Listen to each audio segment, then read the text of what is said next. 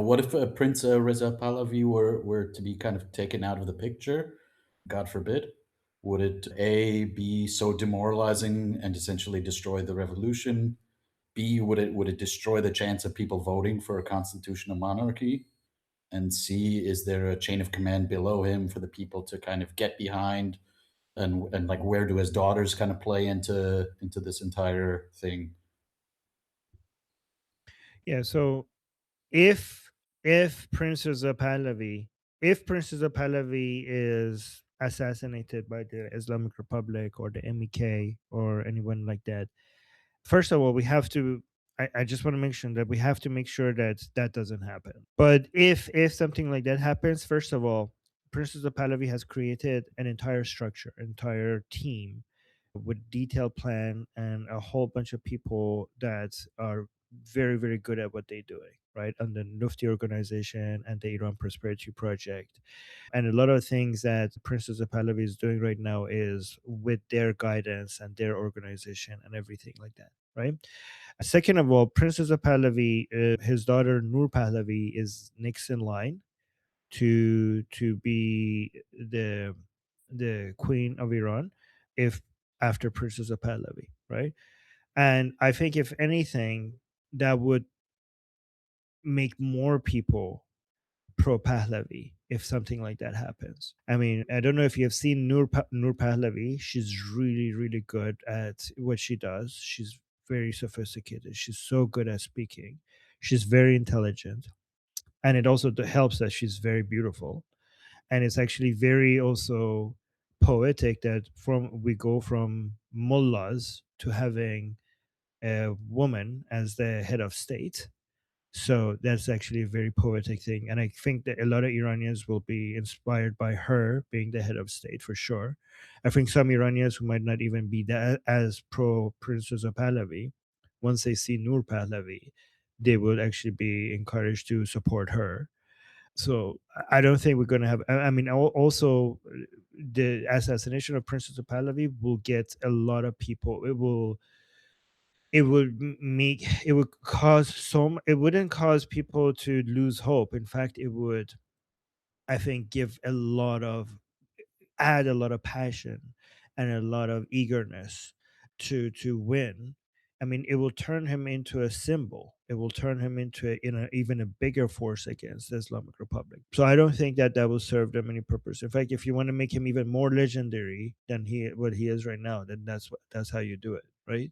I mean, all of his words, everything he wants for Iran, everything he has said, his philosophy stands, is there, is still there. Is nobody's going to be erase that. And by taking by, and I think maybe this is the reason why the Islamic Republic hasn't assassinated him, because they know that he will turn into even a bigger legend, even a bigger star. Every single one of his words and his philosophy is going to be heard by more people. Is going to inspire even more people if they do such a thing. Does that make sense? Absolutely, yeah, that's a great answer. I was like way more pessimistic about what you might actually respond there. So, but like, I'm just kind of curious, like, because I only did like a wiki search about her. I know she married a Jewish guy, which made me very excited. But I actually haven't seen her speak. Like, is she really that? I know she has been involved in Iran Prosperity Project. If you go listen to her speeches, she's very, very good. She's very smart. She's also politically, she's very aware. Like if you go look at her X account, the stuff that she's responds to some people sometimes, it looks makes it obvious that she's very intelligent. Bragging, she follows me on X. She only follows 60 people or so. I'm one of them. So just wanted to point that out. The future queen of Iran follows me on X. So, yeah, Behzad, you're on the list. Raising your hand a million times is not going to, like, we have a list. People, we see that you must be on the list. You already raised your hand, so we'll get to Yeah, I them. was So skipped who's over on the list? once. That's why. Oh, was he skipped over? Was he skipped? Did we skip over Behzad? Okay, so what do we do now? Danny, you decide. What do we do? Oh, because he was disconnected. Okay, so Danny, There he was is disconnected. Can we question. go to? You can talk about Oh, it there. However, we have not skipped anyone. Raising your hand just means you get added to the bottom of the list. Next, we have Dijal.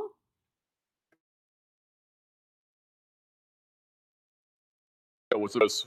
Yeah, I was just going to say, in terms of propaganda, I've been, I've seen some really crazy shit. People saying that, like on X, for example, X YouTube, Tel Aviv's been destroyed. The new supreme leader, makes conditions for a ceasefire. Trump is eager to do it. I even saw some YouTube channel they had some. It was AI, and it had some AI uncanny valley version of Rachel Maddow talking about how scared Trump is.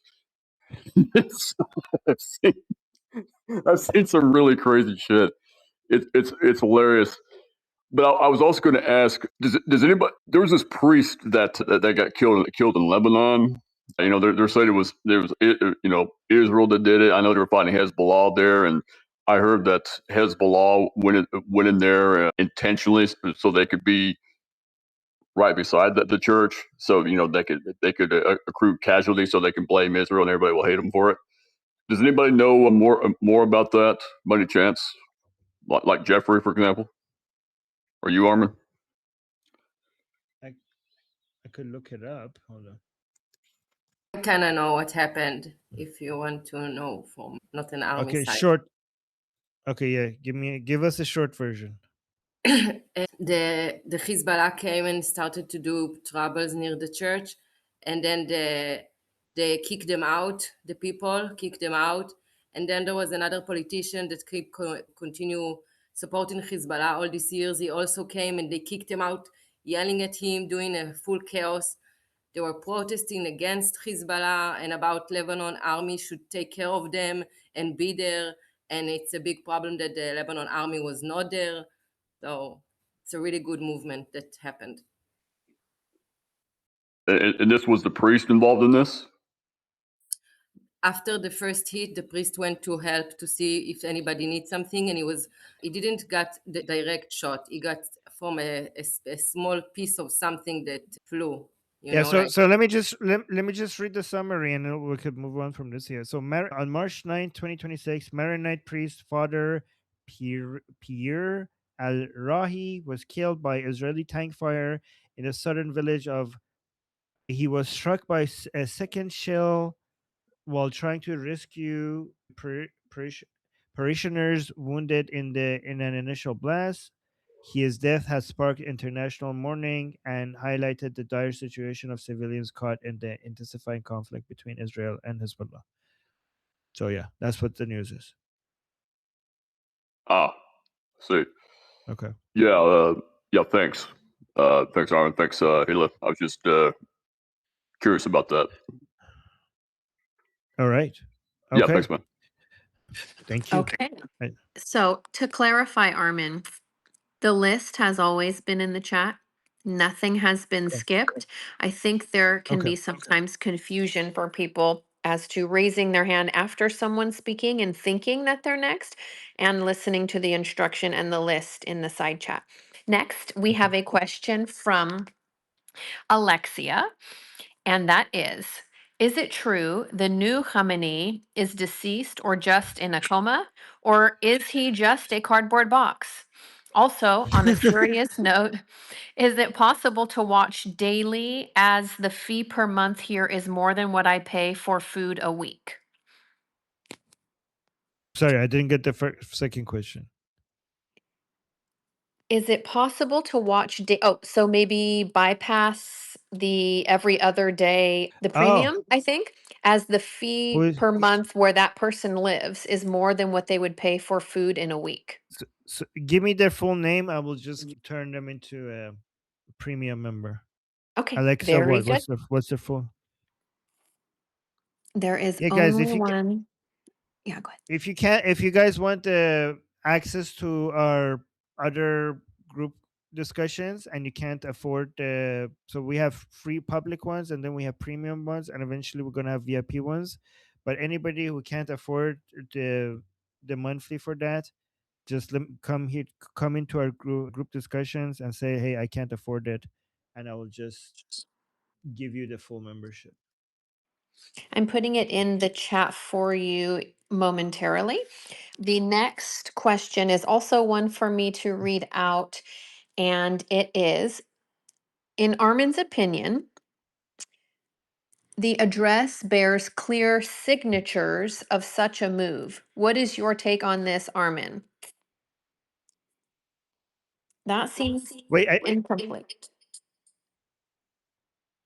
sorry, I didn't hear that. I'm only seeing half of that, it seems like, question.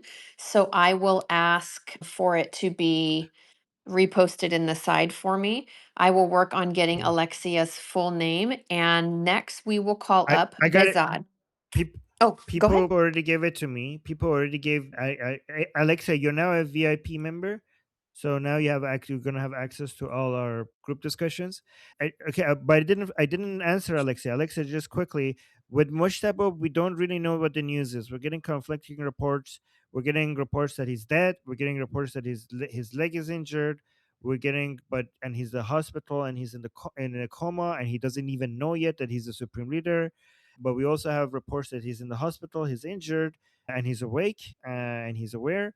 And we know that for some reason he's not coming out to speak. So those are his condition is unknown.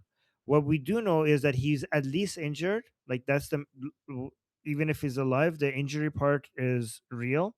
We know that obviously his father died, his mother died in these military operations, his son died, his wife died, and I think also his sister. I don't know. But if he is in a coma, once he awakes, he's going to realize that most of his immediate family has died under the bombardment. And we also know that he's more radical than his father. We also know that. So yeah, but we'll see. And no, he's Okay. not a cardboard box. Well, for now, we have no proof otherwise. For now. So Behzad. before that, there was a second question, and I only got the second half. Did you say that you had the rest of that question, or you had only seen Bezad's question? No, I was saying I already have Alexa's name. Okay, so we will move on to Bezad. The question is, given that there is an obvious ideological difference and enmity between imperial free Iran and the current regime people, how will we deal with these people after their fall? Oh, this is a question from Behzad himself? From Behzad? That question is correct. Yeah, okay. Behzad, if you're here, I would like to okay, maybe he didn't have time to stay. Okay, so No, I'm you're here, Armin. Hi, how are you? Okay, Guy. Hi. Nice to sorry for the delay to get to you. So that's your question, right? How do we deal with the Arzashis, the Basijis, the IRGC after the fall of the regime? Is that your question? Well, not just Basijis and RGC. How do we deal with this population that's in Iran that's obviously ideologically locked into this Islamic mentality?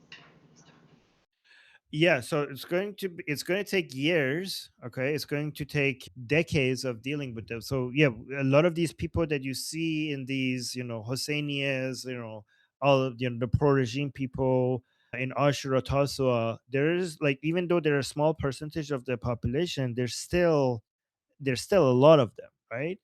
And it's our responsibility to deal with them after the Islamic Republic falls. And I've seen a lot of Iranians try to, like, come up with methods that I think is going to make the problem worse. Like, I've heard people saying ban the mosques, or ban Islam, ban anything Islamic related, arrest all of them, anybody who supported the regime. I mean, none of that is reasonable. There's no way that you could do any of that, right? I do think that as challenging as it's going to be, it's not as challenging as some people assume, because all other countries have their fair share of people with shit takes, you know? Like, even advanced countries in Europe, like, we have so many people with garbage views. I mean, in the United States, we have many people in university students coming out and supporting Hamas and Hezbollah, free Palestine, right? So it's a challenge, but it's a normal challenge for a country to have, right? So I know a lot of people look at it and are like, oh my God, because everything is going to be a disaster trying to live with these people. But I challenge them and tell them, show me a country that doesn't have people with some shit ideologies. And honestly, as big of a challenge this is going to be, it's so much it's a normal challenge. It's like we end up becoming a normal country. Like right now, our challenge is how to deal with these people killing us in tens of thousands and arresting us and suppressing us. But this challenge that you're talking about is a challenge that normal countries have. So it's not going to be easy, but at least we're going to turn into a country that has normal problems, not this crazy like genocide, like your own government trying to do genocide on you. So, and obviously, this might be a boring answer, but it's basically education, debates, reach out, YouTube videos, talking, de-radicalizing the children, laws that makes it illegal for parents to radicalize their children, and shutting down a lot of the mosques that have been government funded mosques, and all the mosques has to be privately owned and privately operated, no support from the regime. And one thing I think needs to be done is a complete de-radicalization program in school. I think it's going to be need to be mandatory for kids to be told about Iran's history. I think there needs to be a huge cultural education, basically reintroducing the Iranian children to their glorious past, to their kings, to the Persian culture, to the rich culture of Iran. So this is what Mohammad Reza Shah was doing. Mohammad Reza Shah wasn't able to, he knew that he couldn't do with Islam what he was doing with communism, right? Because communism was something new that came from the Soviet Union. So basically, trying to crush that movement wouldn't get the type of reaction that he would have received if he was crushing the mullahs, because Islam was too deeply ingrained within society. So what Mohammad Reza Shah was doing instead was working on education and competing with the mullahs by reintroducing Irans to their own ancient culture as something as an alternative to what was being given to people in the mosques. So the mullahs had the mosques and the communists had the universities. And Mohammad Reza Shah was trying to do Jashnai 2500 Saleh, basically the showing to the Iranian people that their Muslim identity or a communist identity, he was competing with that with an Iranian identity. So when it comes to Islam, when it comes to, you know, these movements, a lot of people think it's about educating people and telling them what's true, and it doesn't work that like that, because ideologies is not about convincing people what is true and what is false. It's about giving them an identity that they could wear as a clothes and they're happy with it, right? So when people are Muslim, it's not because they logical arguments about Islam convince them that Islam is true. It's because the Muslim identity fits them. They put it on and it seems like it fits them, right? When people become communists, it's not because they basically did a calculation and are like, oh, this is actually how we make societies better. They went into communist groups and they liked that environment, they liked those people, they felt like they belong in there, and they became communists because they liked that crowd. So if you want to fight against any types of any of these ideology, instead of like just only focusing on what telling people why they're wrong, is you have to give them community, you have to give them a sense of belonging, you have to give them a culture that they feel like, okay, that they resonate with. So if you want to take something away from them, you have to get them something else to wear. And Iranians in Iran, we have such a sense of our national identity is the best way to fight against the Islamic ideology, right? And basically showing, having festivals, having celebrations, basically our books being filled with how rich our Persian history and identity is, reaching out to children, having children's programs where kids are basically, I don't know, like coloring books of our kings or going to beautiful celebration. Like we need to basically do Nowruz, for example, and Shab Yaldo, and all of those need to become the most beautiful, festive events that the entire country is celebrating at the same time, for kids to grow up in an environment. I mean, imagine all the everything that all the our Persian holidays, but now with the government funding backing them, and that being completely that being something that is all over our education system. That would be such an easy win for us. Imagine the next generations of kids being born in Iran. You look at Ashura Tasua, right? What is it? Is blood, is blackness, is crying, is hitting yourself, is talking about, beheadings, right? And it's all about crying, crying, crying, and it's about death, right? But imagine once we have the full government banking and funding on celebrating Nowruz in a way that we haven't done so in the past 47 years. Shab Yaldo, colors, all the most fun activities. If you grew the next generation of children being born in that environment, seeing the colorfulness, nature, the festive, colorful nature of celebrating life compared to all the black darkness and crying and mourning nature of Shia Islam celebrating death, I think this is going to be the easiest win for us. From a lot of these people are too far gone, and I think we need to be investing in their children. So we need to focus on their children and try to basically bring them on our side using our education system, using our school, our media, using basically creating the most fun, festive activities that you possibly can to basically reach out to their children and bring them to our side. And this is a more long-term investment, I think, in my mind, rather than basically flipping a switch and basically getting rid of all of them. I think banning Islamic practices in private is going to backfire. So anybody who says we need to shut down all the mosques, we need to ban Islam, we need to ban people being able to pray, if we do that, that's the best way to help grow Islam, right? I mean, yeah, I mean, look at Turkey, for example. I mean, look at so I don't think I don't think that's the best idea. In fact, if you turn them to the victim, religion feeds on victimhood, right? So don't make them a victim. Let them just get it out of government. Let them privately do what they want as long as they're not harming anybody, but reach out to them, especially to their young. Do you have any of your own thoughts on this? Well, yeah, I mean, I remember the Shah was doing that. I was in Iran at the time. I was in school. I remember when he changed the calendar over to the imperial calendar and so forth. And we were doing all of that. But I mean, you understand Iran's political situation is a bit more precarious than most countries. We have a lot of foreign involvement in most of these separatist groups in Iran. At that time, it was the communists, and then later the Islamists were fed by a lot of people who were opportunistic and they wanted to take advantage of Iran. And some of these separatist groups are actually fed by them.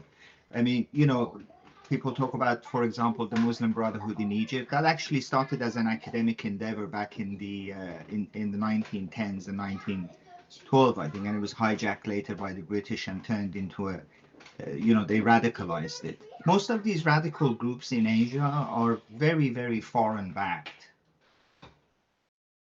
But honestly, I don't think they have a chance against the national the force of the Iranian people, right? Especially, I mean, look at all of these foreign forces, they're not going to have as much influence as the Islamic Republic itself in the past 47 years inside Iran. And even with the Islamic Republic and all this propaganda, the past 47 years has been the most devastating to the Islamic ideology. Like, I was in Iran 20 years ago, right? And I'd never imagined people celebrating Israel the way that they are right now when 20 years ago. This many people hating Islam. Like, Iran has turned into the Islamophobia capital of the planet. Once the Islamic Republic falls, our main export is not going to be oil or gas. It's going to be Islamophobia, right? That's going to be our number one export. So, so I think and people 47 years ago, when you mention any of the imams, people will show so much respect for that. Like in 47 years ago, in one generation, we went from a country that respects Islam to the number one hater of Islam in the whole planet. So, and that was before the Islamic Republic killed more than 40,000 Iranians in 2 days. Like, all of that, I mean, the level of hatred now after that, like, in those 2 days, I believe the Islamic Republic managed to create more hatred for Islam than all that everything that it did in the past 47 years, just in those 2 days. There's so many people, like, people in Iran are telling me, like, Armin, my grandma stopped praying. My grandma said I would never pray again after those 2 days. I get like, they're like, I never, like, I never imagined they were doing the same thing as well. People are saying fuck Hussein, like, read them by Hussein. Like, older generations of people, that kids are like, what the hell, my auntie is saying I read them by Hussein. Like, They never. So I think that if I know we're going to have a problem, but we have made a progress that other countries would have to make in hundreds of years in just a few decades. So this is a huge leap forward, and I think that once Iran is free, we're going to the recovery from Islamic ideology is going to be a lot faster than a lot of people anticipate. So guys, I know I need to go soon, but so how many more people left? Yeah, Have Behzad, 3 more on the list. So Armin, if you'd like, it is 1:50, 2 minutes till the hour. Would you like to just go ahead and cut out and I can save it? One of them is Danny, the other is a question I have from chat. So it can absolutely be saved until next time. If you'd like to get out, that way you have time. I think we could just go through them fast, if that's Okay. okay. So the question is from Nariman. My father served in the Artesh during the 80s and was on the front lines against Iraq. He mentioned that the recent announcement by our beloved Crown Prince carries the scent of a mobilization of the regular army. In his opinion, the address bears clear signatures of such a move.